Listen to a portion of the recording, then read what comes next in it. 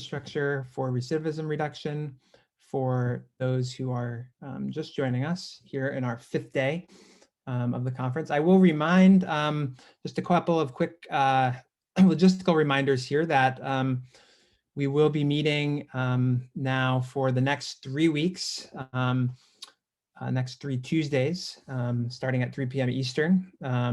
And the full conference program, in addition to the bios, are available on the conference website, which we'll post.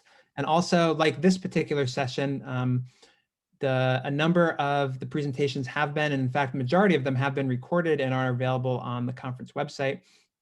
So if you missed, we know that there's some who have registered for the conference after it started, and so welcome. Thanks for registering and join us, and you can get caught up on those prior presentations. And I'll also direct your attention, we'll be posting throughout the conference networking form where you can leave your contact information and your general interests in the subject if you'd like to be in touch with other presenters or other participants. And for those who are interested in, we've gotten a number of questions about, what comes next after this conference. And the first thing that comes next in some ways is the in-person event we're planning for next spring. But we'll also be having a more open-ended session about some possible collaborations, possible needs, possible directions to go from this conference on the last day of this conference, which is April 20th. So if you're interested, if you are currently researching or practicing and you're interested in thinking through together and from all the things we're learning from all the presenters, where do we go from here? Then please do join us then. So without any further comments here, I will now introduce Mac McLeon, who is going to give a presentation for this next session on aquaponics in corrections. So welcome. We are recording, and thank you for joining us. Thanks, boss man. I'm gonna go ahead and share my screen now.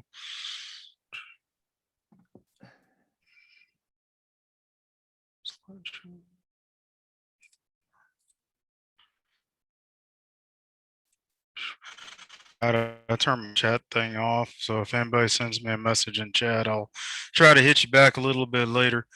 My presentation is going to be on aquaponics in prisons. So get this started. Everybody has a team that they work with, and I gotta give a big shout out to mine. So my name is Michael McLeon. I'm an educational instructor with Windham School District. We serve roughly 68,000 students in the Texas Criminal Justice Facility each year. And our primary mission at Windham is partnership with its stakeholders to provide educational opportunities. My main buddy that's helping me do all this is Sam Fleming. He's the executive director of 100 Gardens. He's kind of stuck on a job site right now, so he wasn't really able to make it. But he's kind of like the East Coast guy. He's been running a whole bunch of facilities up around Massachusetts, as well as juvenile facilities around North Carolina, where he's based out of. And then on the West Coast, we got Miss Kate Wildrick, and she's the senior advisor of the Aquaponics Association. And between us three, we've kind of developed out aquaponics endorsement curriculum from the Aquaponics Association that's used in conjunction with facilities throughout the United States. But I'm going to give you kind of a perspective of how I've came into this. Little bit of history of the Texas program for you. They kind of all started with this program right here called Earth Behind Bars. And I know you're thinking, how does this have to do with fish? But I promise we will get there. Essentially, this is a competition in Texas to basically make the food taste better. So you don't really hear a whole lot about how awesome the cornbread was or how great the beans tasted last week. But I promise correctional officers, which is what I was, as well as individuals that's incarcerated, want the food to taste good. Now, the way we do that is everybody started growing their own herbs. We now have a competition to see who does the best. Now, production or judging is based on production. So we developed at the Mark W. Michael unit a little bit of an herb garden. And production is one of the big roles of that competition. The other thing with that competition is presentation. So in the competition, you have little gardens that really show off what you can get done. Now, we went to that competition, we got second place, and that was kind of, like a kick in the gut. We figured we needed to do something. My lieutenant came back and said, you know what, we're going to figure this out and we're going to come back and take gold. And he started going like any of us do. When you have a question, you turn to Google. And he jumped on Google and typed in extreme gardening and came across some hydroponic and aquaponic videos. He came back later, a couple of days later and said, we're going to figure this out and get it done. But what do you do when you have 100% drive, 100% determination, not a clue on how to get started? You end up with our first system, which is basically a bathtub, cups, and it's all powered by a pool pump. Sadly, this works. Hydroponics is not incredibly complicated. Everybody wants to make it sound like this big science thing that, you're doing basically experimentation, but all it really is getting water to the plants. We realized real quick that this wasn't going to cut it, but it's taught us the basics and we were able to grow from it. We then started experimenting and getting a lot better with our engineering endeavors, getting things like the Wyndham plumbing class involved and scavenging parts where we could. Keep in mind, every piece of this is donated parts. Our budget was an exact total of 0. So what is hydroponics? I'll give a lecture about aquaponics without describing what it is. Hydroponics is growing crops in a liquid fertilizer solution, essentially with nutrients, whereas aquaponics is growing crops without soil and fish waste. We started really looking at aquaponics because when we were building out this system, it was getting bigger. And with hydroponics, the bigger the system gets, the more fertilizers and nutrients you got to use. What that translates to is the more money it costs. With aquaponics, you just need to have fish food. So we were really getting into learning more about aquaponics. And we realized we needed to research a little bit more. Now, when I came home and started telling my wife that, I was working in Texas as a correctional officer and I was going to start raising fish and everything.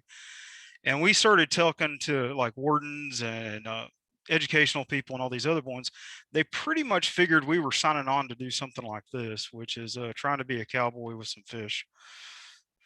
Anyway, moving on, we started realizing we needed to learn more, and we had to start developing out interesting ways of dealing with issues. One of the biggest issues with aquaponics, of course, is your filter system. Aquaponics relies 100% on the nitrogen cycle. So the fish create 2 forms of waste. You're capturing the solid waste that you can mineralize and use later, and then the liquid waste needs to be processed so that bacteria can take it from ammonium nitrite to nitrate and then back to nitrite, and then the plants take the nitrite and clean water go back to the fish.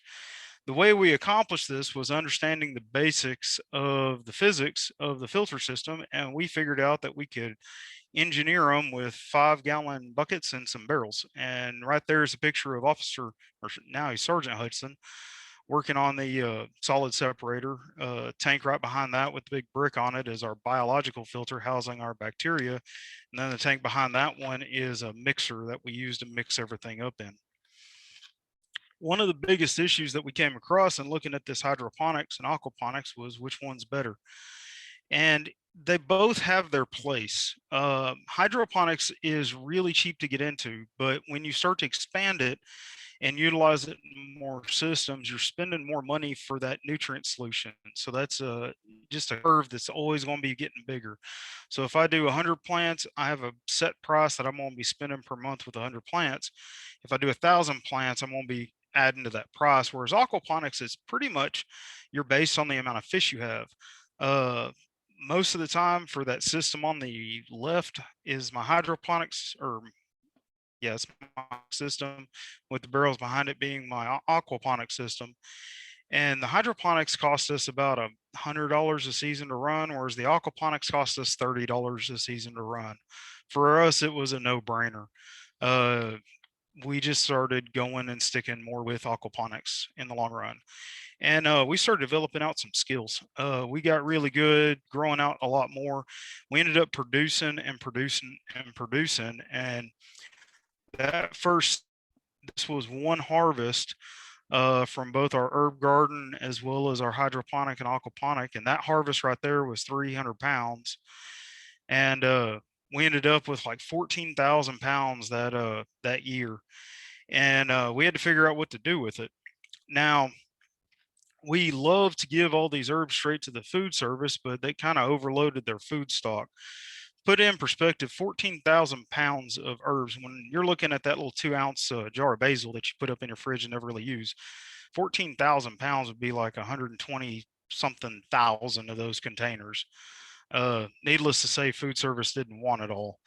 So we started donating to things like orphanages, food shelters, and things of that nature. And what that did is it now gave our systems a purpose, because before we were just trying to win a competition, but now the systems had a purpose, and that really started hitting home with a lot of our residents, and they were really getting behind the project. It also opened us up to be able to collaborate with various organizations like Texas A&M, the Aquaponics Association, and the ACA. And that is Dr. Masotny from Texas A&M, who's also a member of the Aquaponics Association, and helping us develop out our water issues that we were having at the time, which then allowed us to grow out some very pretty catfish. Uh, just FYI, not everybody in aquaponics does tilapia. We mainly stick with catfish and brim and things of that nature. This opened up more opportunities for us to start doing work with A&M for research and applied projects. So we were able to get on board with like basil trials, and it opened up our residents to have more an effect with the things that they were doing. And what it all summed up to was this right here, which I view as one of my crowning achievements in the correctional industry. I got to put a food item on the menu that didn't taste bad. Uh, some of these guys, you know, they're in the facility. They haven't had anything like really fresh in like, or a salad in 10, 20, 30 years. Now I can't say they haven't had anything fresh, because we do provide quite a bit of fresh veggies, but a salad is something that they see on the TV, and this really hit home. And we had so much volunteers trying to work with us and do this project within the facility. The residents were really signing up in droves to help us out and grow this stuff, because that's what they want to eat. And as a correctional officer, that's what I wanted to eat. Frankly, I need to lose weight, and a salad a day will help keep my wife off my back. Uh, from there, we started really looking around and working with the Aquaponics Association. We noticed that aquaponics and corrections, the industry itself is growing. I mean, it's exponentially expanding. Every time I turn around, I see more and more people really getting behind it.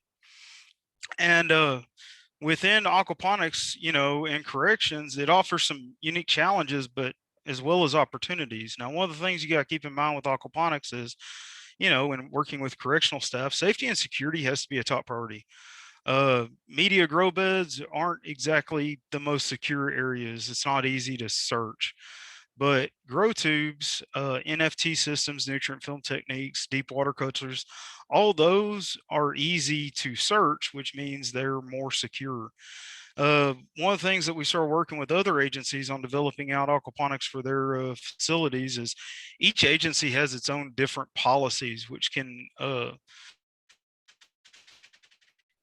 be done within individual prison systems. So whereas we're able to eat everything we grow, there are certain facilities that are not able to do that, in which case a lot of them that I know of, what they end up doing is selling off their produce. You do have an extra factor when dealing with fish, in which case I know in Texas we have to have a USDA representative, or basically an inspector, inspect the fish before we can serve them to our resident population. The way we get around that is lately we've been doing nothing but goldfish and koi. One, they're prettier, and I'm not worried about harvesting them out. They can live in there for 30 years and I'll be happy. Some agencies are using this for education as well, and some agencies are using this as production. And then agencies like TDCJ, which is Texas, are using them both in production and education. Some of the things that have helped spur aquaponics into developing out real quick in prison systems is essentially the ACA Sustainability Committee in the Winter Conference of January 2020 voted to support the practice of aquaponics. They agreed that this was something that they were seeing come up more and more, and they wanted to help out the Aquaponics Association. The USDA started Aquaponics Good Agricultural Practice Pilot, in which case they have an office of aquaponics now, and that is becoming a big deal. And then one of the things that helped us out a whole bunch was the SPP developed an open source gardening course with aquaponics as an advanced topic.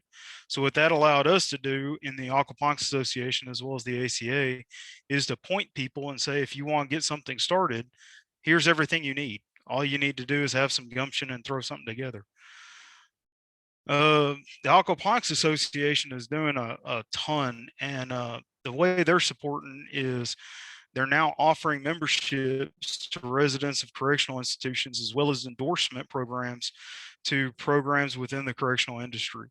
So it's great that you have somebody that knows a little bit about aquaponics. They're going to make sure that you have the right people that's teaching or your curriculum is correct.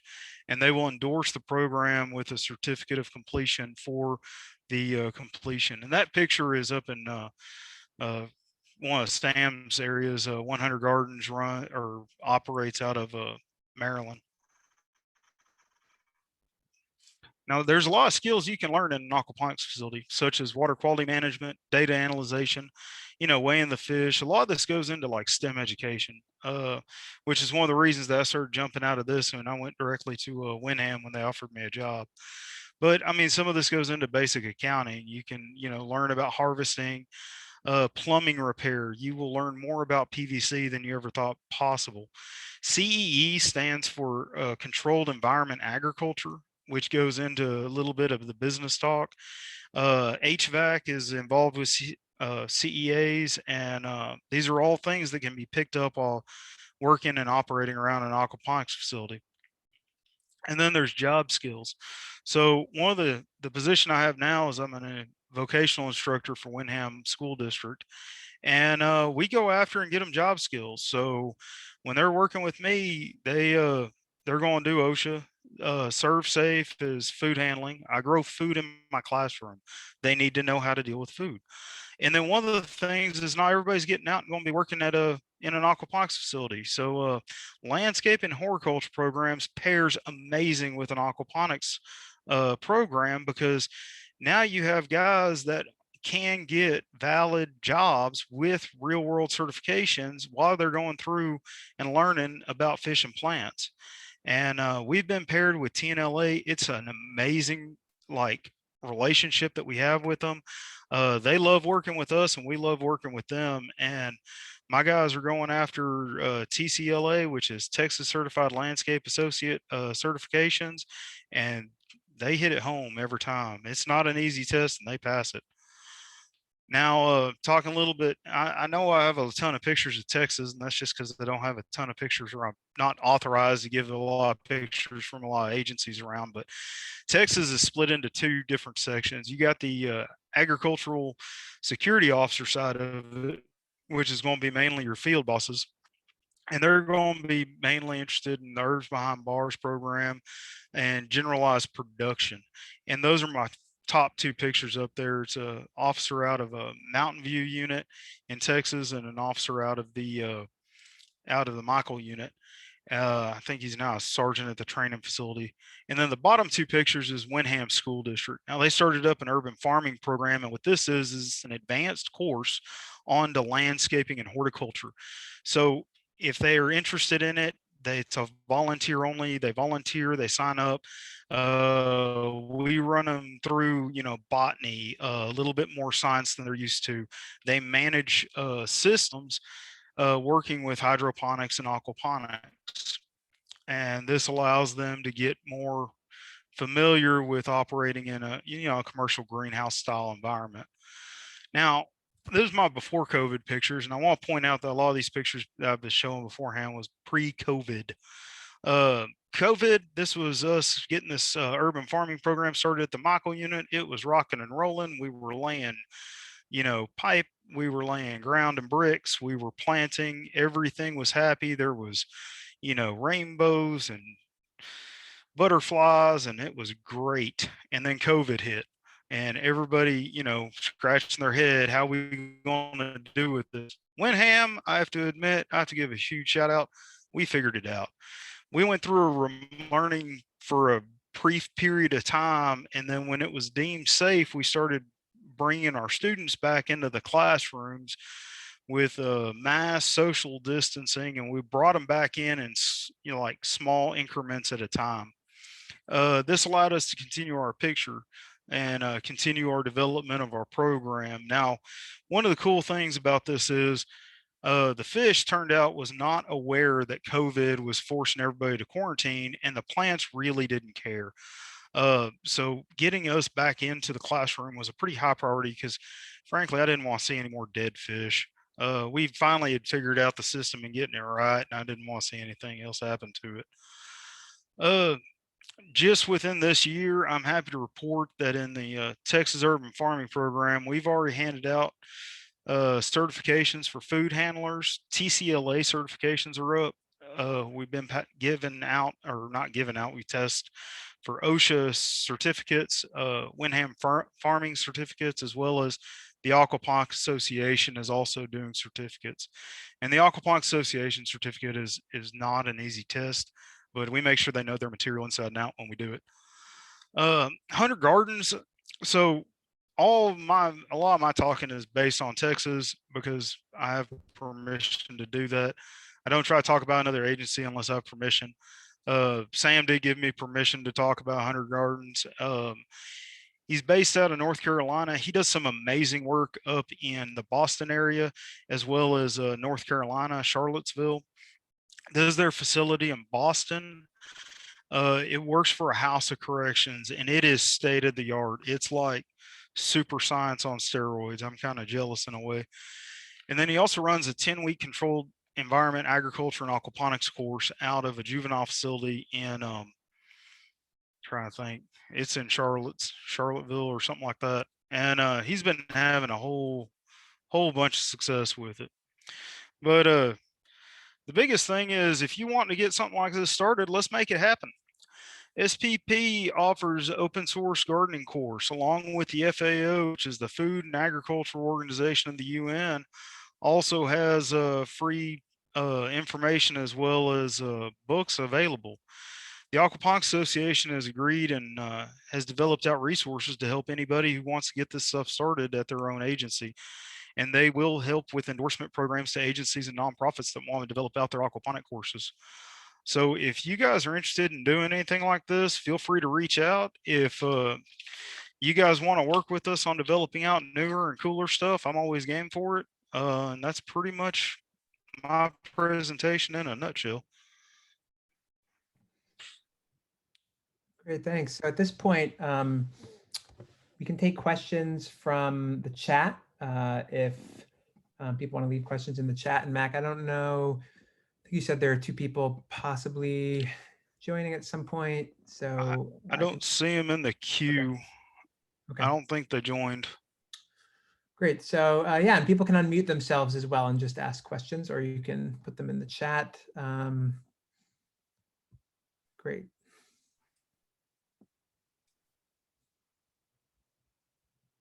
Any questions? Mac, hi, Yeah. this is April from Pennsylvania with the horticulture program in the state facility. I would love to learn more about bringing this. I just received my hydroponic system, my aquaponic system.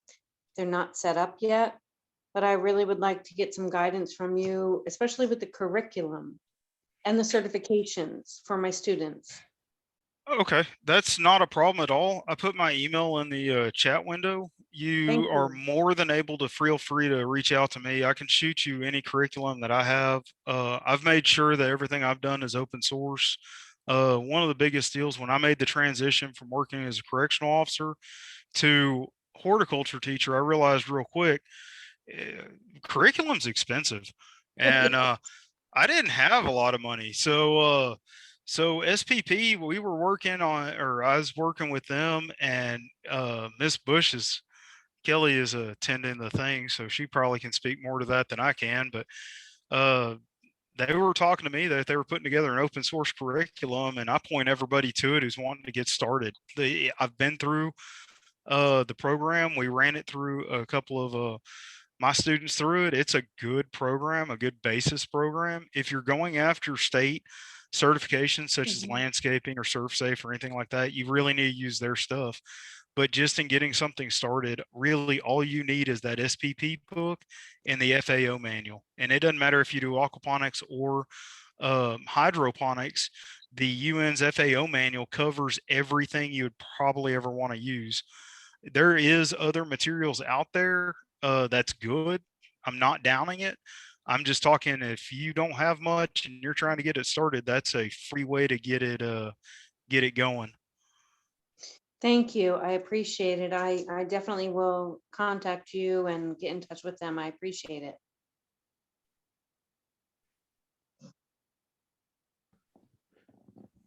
Legions. Any other questions? Looks like Kelly put the website where some of the curriculum related things are available. Some of the curriculum resources they have available on their website at Sustainability in Prisons. Any other questions or comments or? I saw one question in here on Legionnaires' disease, but I'm not sure if that's for my talk or not. If it is, we're all about the washing the hands before we touch crops. Crops have to be washed before they're consumed. That's a huge issue with me. Following global gap, good agricultural practices. And the cool thing with aquaponics is you really can't use a lot of pesticides or fertilizers because you'll kill your bacteria.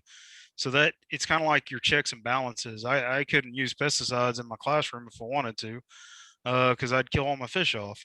And as far as anybody who touches those systems, we scrub your hands all the way up to your elbows before the COVID, and hair nets and all that other good mess. And that goes into serve safe food handling.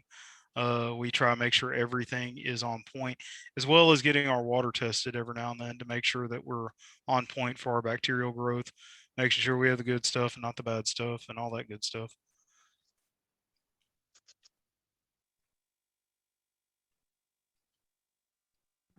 Okay, there's the question about prepping garden produce for kitchen use. It depends on what the produce is. So we have a large agricultural section side to the facility that I work at. So my kitchen is used to dealing with stuff coming straight into the field. So they will prep 99.9% of it. The flip side is herb production. We do work with the field force at our facility to prep herbs for use in the kitchen, in which case we have the sink to wash the stuff in, the 3-point sink. We dry it out. It goes into an unused room in the facility where it dries for a period of 72 hours up to almost 2 weeks, depending on what it is. And then we actually grind up the herbs and put it into containers for the kitchen to use, as well as donations. So we make sure that those herbs are completely safe. We even run a magnet through it to make sure there's no metals in it. We follow every state guideline on the prep of those herbs. Outside of that, it's just the kitchen. Kitchen takes it, washes it, and kitchen deals with it from there.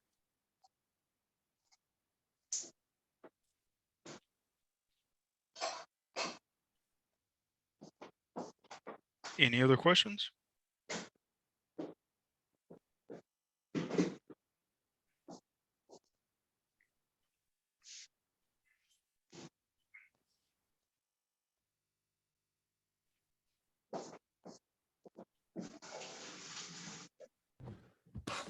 Okay. Great.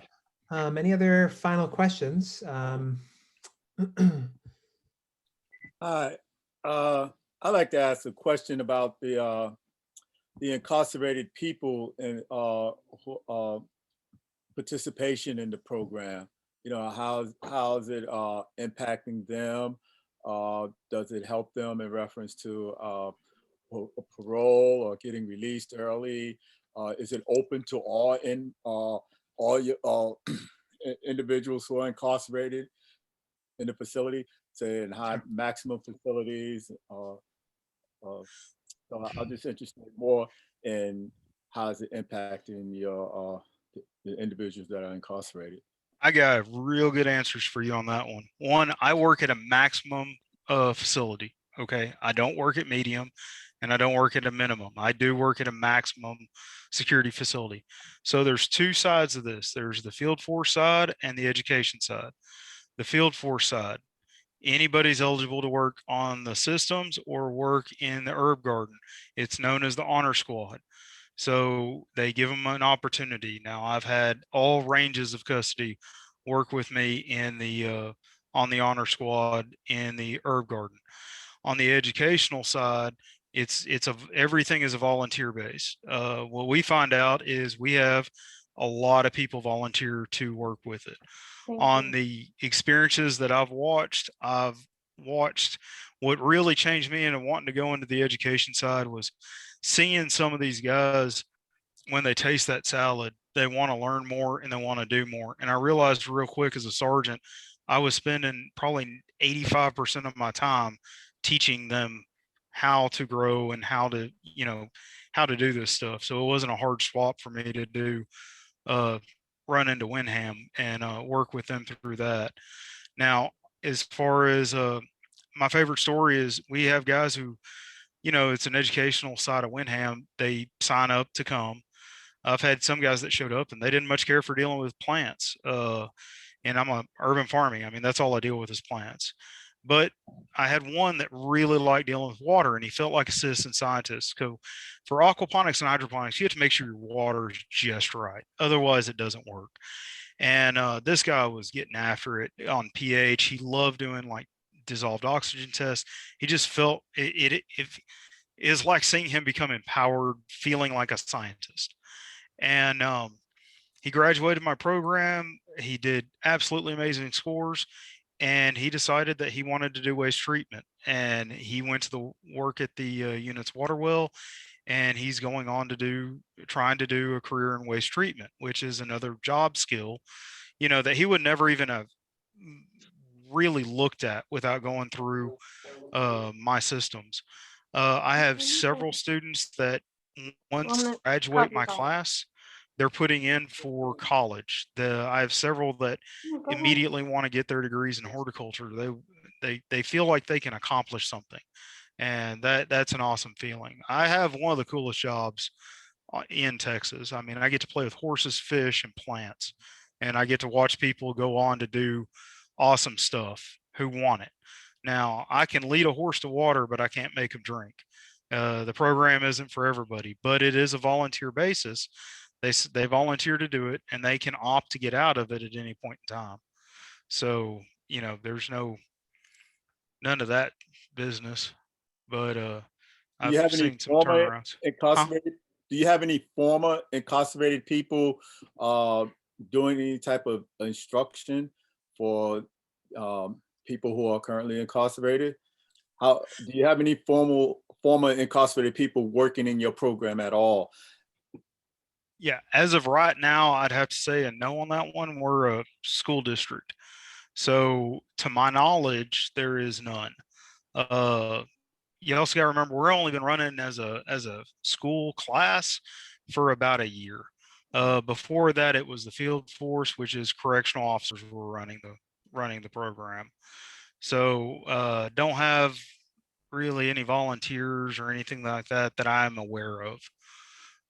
That could go back to the school district and to how they do that. But as far as the teachers go, there's 5 teachers that I'm aware of that are doing this program along with me, and none of us are formally incarcerated.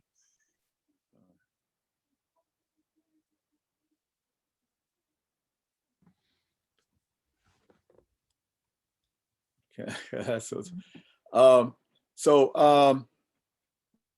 It sounds like your program is primarily ran by a lot of correctional officers.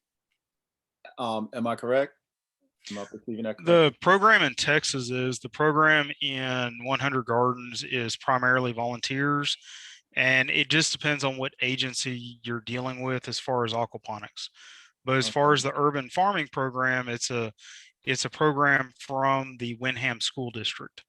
Well, I think it's a great thing that correction officers are involved in a program like this. You know, how did it get?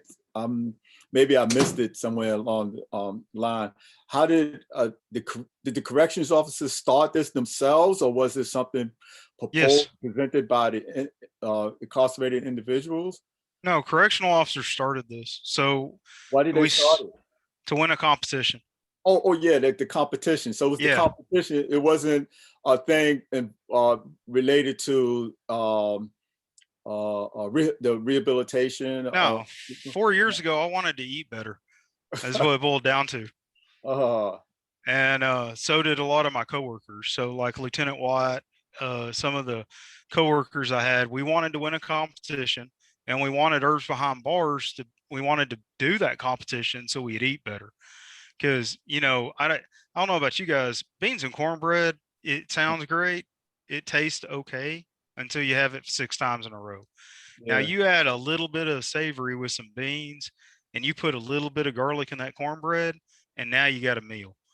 And I eat the same thing that my residents eat on a regular basis. And if food's not good, that means my food's not good. And I want my food better. So we set out to make food better. And that's more or less how it really started. And this competition was between different facilities? Yeah, it's a statewide competition. It's all over Texas. It started in the Darrington unit several years ago. That's interesting. So. All right, thanks. Any other final comments or questions before we close it up here? Great, okay. So thanks everyone for joining us for this presentation. I hope that you will be with us next week, starting at 3 p.m. Eastern time. And so next week, we have, again, 2 presentations from 3 to 5:15, and we hope you'll join us then. Again, in the chat is the networking form where you can leave your contact information if you haven't, and feel free to contact other attendees. And also, if you look at the conference website at hickson.yale.edu, we are starting to put up the recordings from previous previous presentations, the ones that were recorded. So feel free to check those out if you missed any. But other than that, thanks again for joining us, and we will see you here next week at 3 p.m. Eastern time. Thanks, everyone. Was the previous presentation